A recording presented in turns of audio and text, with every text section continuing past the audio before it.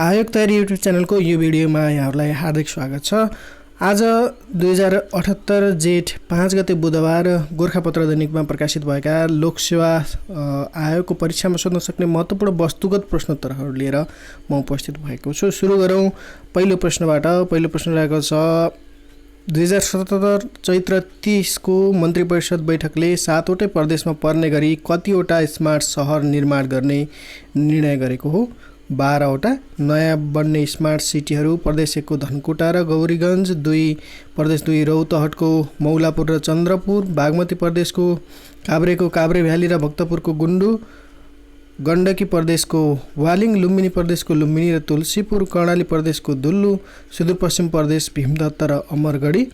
सरकारले सँगै नै 13 वटा सहरलाई स्मार्ट सहरका रूपमा निर्माण गर्ने निर्णय गरेकोमा चैत्र 30 को मन्त्री परिषदको निर्णयबाट पहिलाको 13 मध्ये 8 र 4 वटा नयाँ थप भएर आएको हो। अहिलेको मन्त्री परिषदको निर्णयबाट 13 वटाबाट 8 वटा मात्र छानिए पनि बाँकी 5 वटा खारेज नभएको र दोस्रो प्राथमिकतामा परेको शहरी विकास मन्त्रालयले जनाएको छ। सर्वप्रथम सगरमाथाको चुचुरोमा पुग्ने पहिलो आरोही द्वय तेन्जिङ नोर्गे शेर्पा र एडमन्ड हिलारीको सम्झनामा तेन्जिङ हिलारी मेमोरियल पार्क कहाँ निर्माण गरिएको छ? जिरी दोलखामा 2078 मा। त्यस्तै अन्तर्राष्ट्रिय नृत्य दिवस कहिले मनाइन्छ? अप्रिल 29। यसपटक अन्तर्राष्ट्रिय नृत्य दिवस कोभिड-19 का कारण भर्चुअल रूपमा मनाइएको हो। संयुक्त राष्ट्र संघीय शैक्षिक वैज्ञानिक तथा सांस्कृतिक सङ्घ युनेस्को सँगको सहकार्य गरेको इन्टरनेसनल थिएटर इन्स्टिट्युटको अन्तर्राष्ट्रिय नृत्य समितिद्वारा सन् 1982 देखि यो दिवस मनाउन थालिएको हो। राष्ट्रिय सूचना तथा सञ्चार प्रविधि दिवस नेसनल आइसिटी डे कहिले मनाउने गरिन्छ? मे 2 मा। चौथो राष्ट्रिय सूचना तथा सञ्चार प्रविधि दिवस 2078 को नारा समृद्ध नेपालको आधार सूचना तथा सञ्चारको विस्तार रहेको छ। त्यस्तै पाँचौं प्रश्न, नेपालले भारतीय ऊर्जा बजारबाट प्रतिस्पर्धी दरमा विद्युत खरिद गर्न कहिलेदेखि सुरु गरेको हो? विक्रम सम्वत 2078 वैशाख 19 देखि।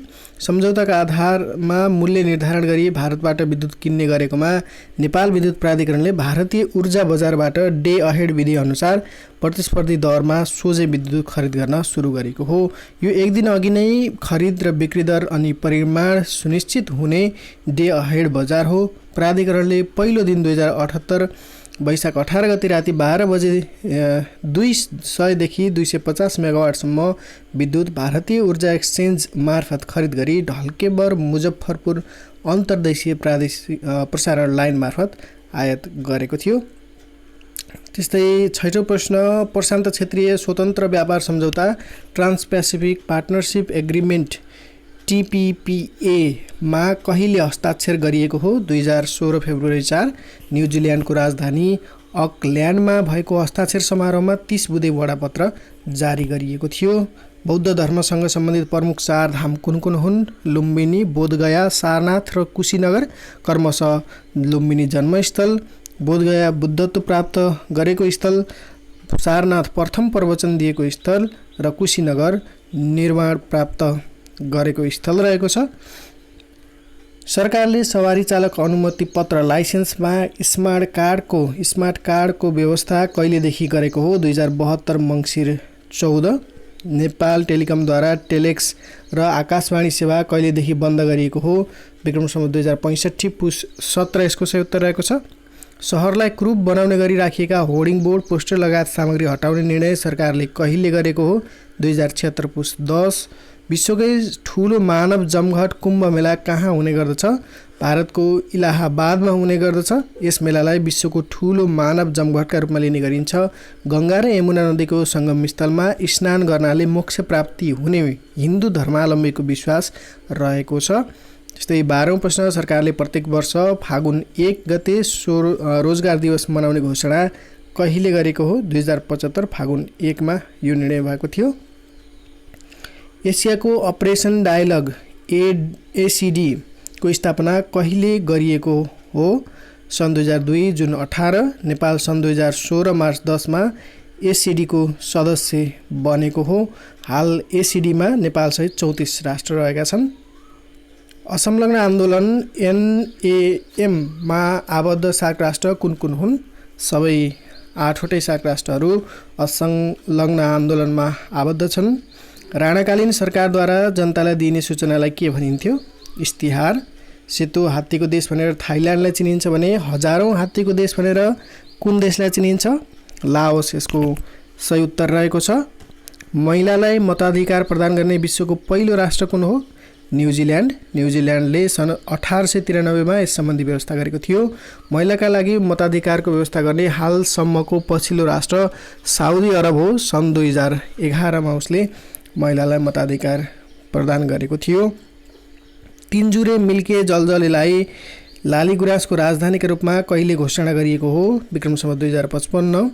एटिएम मेसिनको सुरुवात कहिलेदेखि भएको हो? सन् 1967 देखि। एटिएम मेसिनको आविष्कार जोन सेफर्ड बारोनले गरेका थिए। बेलायतको लन्डन स्थित एक बैंकमा पहिलोपटक सन् 1967 यो मेसिन प्रयोगमा ल्याइएको थियो। सुरुमा होल इन द वाल नामबाट चिनिने यो मेसिनमा 4 अङ्कको पिन नम्बर प्रचलनमा रहेको थियो। नेपालमा पहिलोपटक हिमालयन ब्याङ्कले एटिएम प्रयोगमा ल्याएको थियो। बाल विधवाको हाइक्यू चञ्चलका सर्जक को हुनुहुन्छ? भक्त कार्की, पुलाचौर म्याग्दी। 21औं प्रश्न, केन्द्रीय तथ्याङ्क विभागले 2078 वैशाखमा प्रकाशित तथ्याङ्क अनुसार आर्थिक वर्ष 77-78 नेपालको आर्थिक वृद्धि दर कति हुने प्रक्षेपण गरेको छ? 4.01%। चालु आर्थिक वर्षको 9 महिनासम्मका आर्थिक क्षेत्रका तथ्याङ्कहरूलाई आधार मानेर यो आर्थिक वृद्धि दर प्रक्षेपण गरिएको हो। विभागका अनुसार उक्त वृद्धि दर पछि नेपालको अर्थतन्त्रको आकार 42 खर्ब 66 अर्ब 32 करोड रुपियाँ पुग्ने भएको छ। गत आर्थिक वर्षमा नेपालको अर्थतन्त्रको संशोधित आकार चालु मूल्यमा 39 खर्ब 14 अर्ब 70 करोड रुपियाँ रहेको थियो। अघिल्लो वर्षको आर्थिक वृद्धि दर 2.19% ऋणात्मक रहेको विभागले उल्लेख गरेको छ। विश्व ब्याङ्कले चालु आर्थिक वर्षको आर्थिक वृद्धि दर 2.7% हुने अनुमान गरेको थियो। एडिबीले 3.1% पुग्ने प्रक्षेपण हालै मात्र सार्वजनिक गरेको थियो भने एसियाली विकास ब्याङ्कले 2021 अप्रिलमा सार्वजनिक गरेको एसियन डेभलपमेन्ट आउटलुक प्रतिवेदन अनुसार 2021 मा नेपालको आर्थिक वृद्धि दर 3.1% हुने प्रक्षेपण गरेको छ। केन्द्रीय तथ्याङ्क विभागको तथ्याङ्क अनुसार नेपालको प्रति व्यक्ति आय चालु आर्थिक वर्षमा करिब 10,000 रुपियाँले वृद्धि भएर 1,40,819 रुपियाँ पुग्ने अनुमान गरेको छ। गत आर्थिक वर्षमा नेपालीको प्रति व्यक्ति आय 1,30,957 रुपियाँ रहेको थियो। हाल नेपाल लगायत क्षेत्रमा रहेको प्राचीन सागरलाई के नामले चिनिन्थ्यो? टेथिस सागर। आफ्ना सदस्यको मृत्यु भएपछि बसाइ सर्ने विशेषता भएको जाति कुन हो? राउटे। हाम्रो शरीरका सम्पूर्ण क्रियाकलापको नियन्त्रण तथा समन्वय गर्ने प्रणालीलाई के भनिन्छ? स्नायु प्रणाली। कुन पारिस्थितिक पद्धतिमा जीवपिण्डको पिरामिड ठाडो हुन्छ? स्थलीय पारिस्थितिक पद्धति, टेरेस्ट्रियल इकोसिस्टम। राष्ट्रिय प्रकृति संरक्षण कोषको स्थापना कहिले भएको हो? विक्रम सम्वत 2039 कार्तिक 3। गोरखापत्रको प्रकाशन कहिलेदेखि सुरु भएको हो? विक्रम सम्वत 1958 वैशाख 24। सुरुमा साप्ताहिक रूपमा प्रकाशित हुने गोरखापत्र विक्रम सम्वत 2000 असोज 29 देखि हप्तामा 2 पटक, विक्रम सम्वत 2003 पुस 28 देखि हप्तामा 3 पटक र विक्रम सम्वत 2017 फागुन 7 गतेदेखि दैनिक रूपमा प्रकाशन हुन थालेको हो। नेपाल चलचित्र संस्थानद्वारा निर्मित पहिलो चलचित्र कुन हो? मनको बाँध। मनको बाघ लेखिएको छ, मनको बाघ। 29औं प्रश्न, अन्तर्राष्ट्रिय मुद्रा कोष IME को पहिलो महिला प्रमुख को हुन्? क्रिस्टिन ल्यागार्ड, फ्रान्सकी वित्त मन्त्री। 30औं प्रश्न, सूर्यले आकाशगङ्गाको तारापुञ्जीय केन्द्रको एकपटक परिक्रमा गर्न लाग्ने समयलाई के भनिन्छ? ब्रह्माण्ड वर्ष अर्थात् कस्मिक इयर। यी प्रश्नोत्तरहरू तपाईँहरूको लागि टङ्क केसीले प्रस्तुत गर्नुभएको थियो। साथीहरूलाई एउटा जानकारी गराउँ, आयोग तयारी नेपालले आयोगतयारीनेपाल.com वेबसाइट सञ्चालन गरेको छ र उक्त वेबसाइट मार्फत हामीले 100 रुपियाँमै लाइफ टाइम समसामयिकको अफर ल्याएका छौँ। यो जेठ 10 गतेसम्म यो अफर रहनेछ। यदि तपाईँ पनि इच्छुक हुनुहुन्छ, नियमित तयारी गरिरहनु भएको छ र समसामयिकको कारणले तपाईँको तयारीलाई असर नगरोस् भन्ने चाहनुहुन्छ भने हामीले लोकसेवा आयोगमा सुन्न सक्ने महत्त्वपूर्ण समसामयिकको सङ्गालो मासिक PDF पनि तपाईँहरूलाई उपलब्ध हुनेछ भने जुनसुकै समयमा तपाईँले वेबसाइटमा लगइन गरेर पनि समसामयिक सामग्री हेर्न सक्नुहुनेछ। उक्त अफर यदि तपाईँ इच्छुक हुनुहुन्छ भने लिन नछुट्नुहोला भन्दै यो भिडियोबाट म बिदा हुन चाहन्छु। हवस् त, नमस्कार।